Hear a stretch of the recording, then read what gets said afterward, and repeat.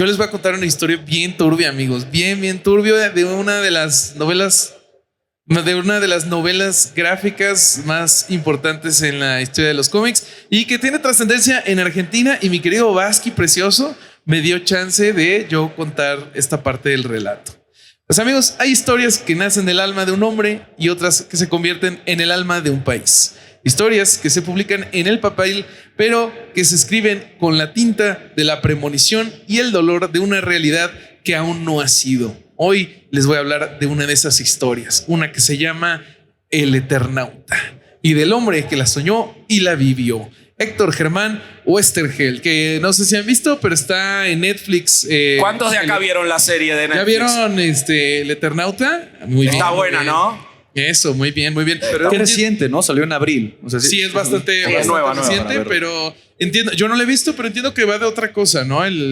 No, parte de lo mismo, pero tiene bastantes diferencias. Ok, bueno, pues nos vamos a hablar de la obra original y de una reedición y de unas cosas bien horribles que pasaron. Pues imaginen, amigos, Buenos Aires, en una noche cualquiera de 1957, la brisa del Río de la Plata se cuelga por las ventanas. Las voces de la ciudad se apagan lentamente. En un barrio cualquiera, en una casa cualquiera, un grupo de amigos juega y sus risas llenan la sala. Juan Salvo, el dueño de la casa, un hombre común con una familia, con sueños pequeños y grandes.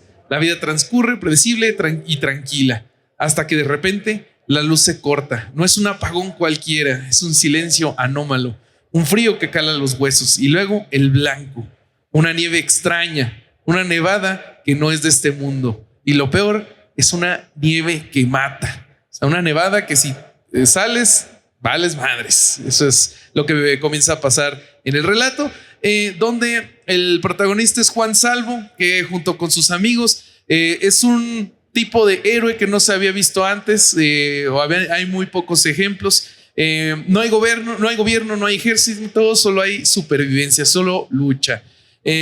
Y un héroe reticente, un héroe que no quiere ser, no le queda más remedio que serlo. Sí. Y es un héroe que, a diferencia de otras figuras, tiene un grupo colectivo, ¿no? El heroísmo es algo que se logra en comunidad en el desarrollo de la historia. Y pues la invasión era diferente a otras obras de ciencia ficción, porque no venía de naves espaciales ruidosas, sino que venía en forma de copos que flotaban y caían sobre la tierra, pero eran letales. También había criaturas grotescas y aterradoras, los cascarudos, los gurbos, los hombres robot, controladas por entidades aún más ominosas. Seres invisibles, manipuladores que mueven los hilos desde la distancia sin mostrar el rostro. ¿Les suena familiar?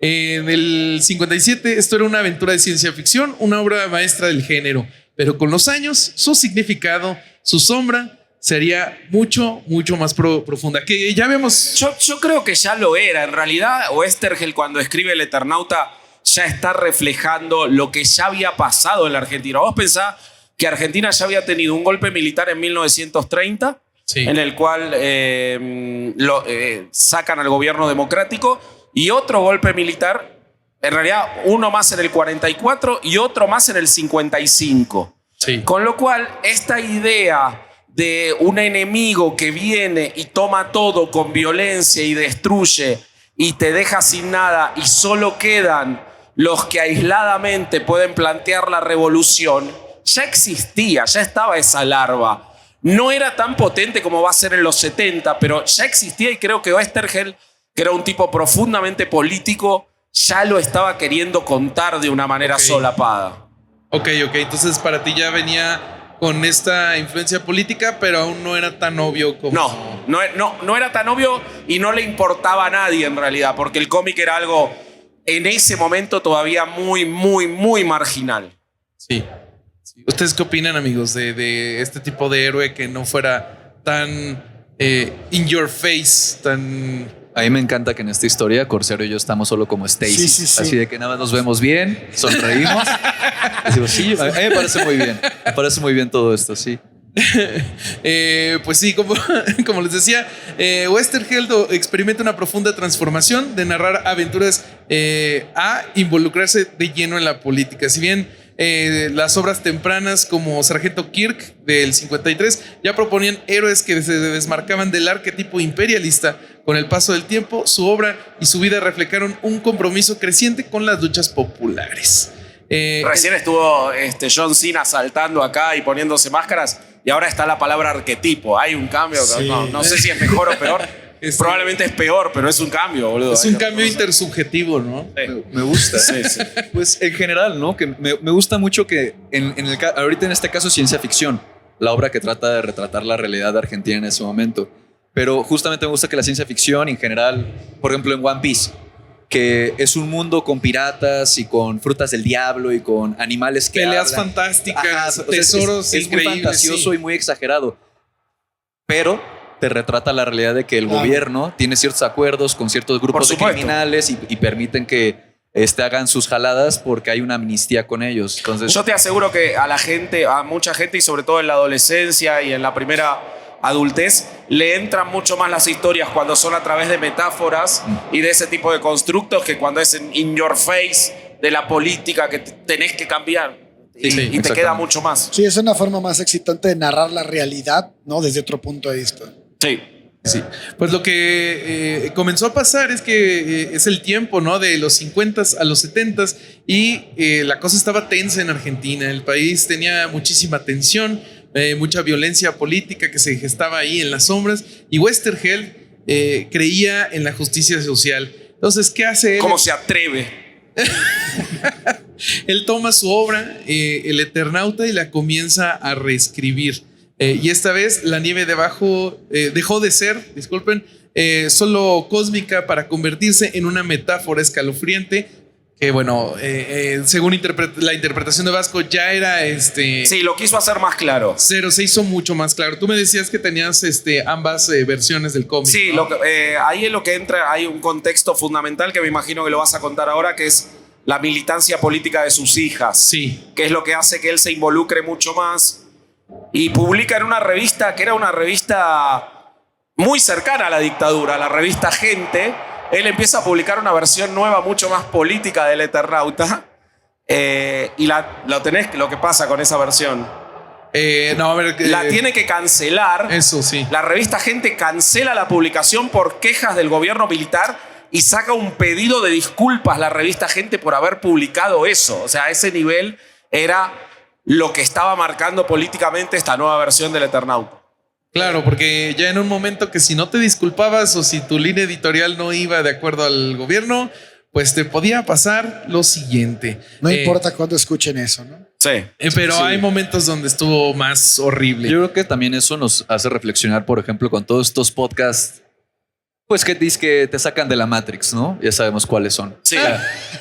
Es como, ¿cómo vas a creer entonces que si tu podcast sirve la función de sacarte de la Matrix y ir en contra del poder actual, ¿por qué está permitido? Claro. Y una historieta que era ¿Por qué publicada. lo monetizas? ¿No? O sea, Ajá, ¿y por no qué, podrías por qué- ni por qué está monetizar. permitido? ¿Por qué está permitido? Totalmente. Y porque una tira cómica de la nada es quitada del público y hasta con disculpas por parte de la editorial. Sí, tal Sí. cual. Sí. Sí. Pues Héctor Germán Westergeld, guionista, ingeniero, idealista, padre, él que había creado a Juan Salvo, un hombre condenado a vagar por el tiempo buscando a su familia, terminó viviendo esa misma condena, pero en la realidad más brutal. En esta década de los 70s, la dictadura militar que se instaló en Argentina desató un terrorismo terrible. Y El terrorismo terrible. pues qué tan terrible estuvo que de las 4 hijas de Westergeld, 2 ya habían sido desaparecidas. Una de ellas estaba embarazada. ¿Por qué? Por militar en los montoneros. Westergeld, por la militancia de las hijas, también militó en los montoneros. La esposa es la única de la familia que no fue para allá porque ella estaba muy cómoda con su vida. La que Westergeld tachaba de una vida burguesa. Así es, pero bueno, seguí con la historia. No, Que después de que ocurre la tragedia, que es la desaparición de Héctor Westergeld y su asesinato por parte del gobierno militar, su esposa fue quien llevó adelante hasta su muerte Sí. hace muy poquitos años la memoria para que nunca se olvidara lo que había ocurrido con sus hijas y con su esposo. Sí. Y bueno, primero desaparecen a dos de sus hijas. Ya estando Westergeld secuestrado, él es movido a diferentes bases, a diferentes lugares de detención, hasta que desaparece. Sus restos nunca se volvieron a encontrar y después sus otras dos hijas también desaparecieron, otra de ellas también embarazada. Qué horror. Parece que una de las hijas sí logra tener su parto y al niño de nombre Fernando lo dejaron en una de las casas hogares del gobierno y él después logró con una prueba de sangre, ADN. De ADN. de ADN, reconocer los restos de su padre que también fue desaparecido. Sí. Todas las parejas de Wow. las hijas de Westergeld desaparecieron también, las desaparecieron. Solo sobrevivió la esposa, entonces. Sí, no, es terrible la historia, porque además ahí entra en juego el tema del robo de bebés que ocurrió durante la dictadura militar, que todavía al día de hoy las abuelas de Plaza de Mayo siguen encontrando niños en la Argentina, que ya no son niños, obviamente, personas de 50 años que tienen dudas y que llaman y utilizan los sistemas genéticos de la Argentina que fueron revolucionarios en su momento, incluso se han utilizado en muchos lugares del mundo, aquí en México, para encontrar desaparecidos y que nacieron por eso. Uno de los nietos desaparecidos era un nieto de Westergeld. Sí, era Fernando. Sí. Y pues el Eternauta no es solo una historia, es un testamento, es un espejo, es la voz de un hombre que vio el abismo antes de que se abriera y que se convirtió en una víctima de la propia oscuridad que denunciaba. Y por eso su legado es inmortal. Como Juan Salvo, Héctor Westergeld sigue viajando a través de las mentes y los corazones de quienes lo leen, recordándonos que la nieve a veces no viene del cielo, sino de la más profunda oscuridad humana. Y que la verdadera resistencia, la verdadera libertad, reside en la capacidad de pensar, de unirse y de jamás olvidar. Ok, Muy bien. muy bien. ¿Les gustó? Muy bien. Sí, Bueno, y además, sí, ya bien en feliz. tecnicismos ñoños, platicaba con Vasco, no sé si alcanzaron a ver algunas de las viñetas del Eternauta, que se parece muchísimo a Sin City. Y a, No, pero eso más que nada en la segunda versión de en la Cis. segunda versión. Lo que pasa es que la segunda versión está dibujada por Alberto Brescia. Alberto Brescia era un dibujante uruguayo, pero que se crió prácticamente en la Argentina toda su vida, que es, según Frank Miller, el autor de Sin City, su máxima influencia. Brescia era un tipo que trabajaba los claroscuros de una manera increíble, hacía paneles muy grandes, imágenes muy crudas. Dibujó mucho, por ejemplo, a Lovecraft. Hay muchísimo Lovecraft dibujado por Alberto Brescia y Frank Miller se ha declarado admirador de Brescia. Entonces tiene que ver con eso la influencia en Sin City. Sí. Y también ya en cuanto al guión inspiró un montón de otras historietas que después también se han hecho películas, series y la influencia es gigantesca.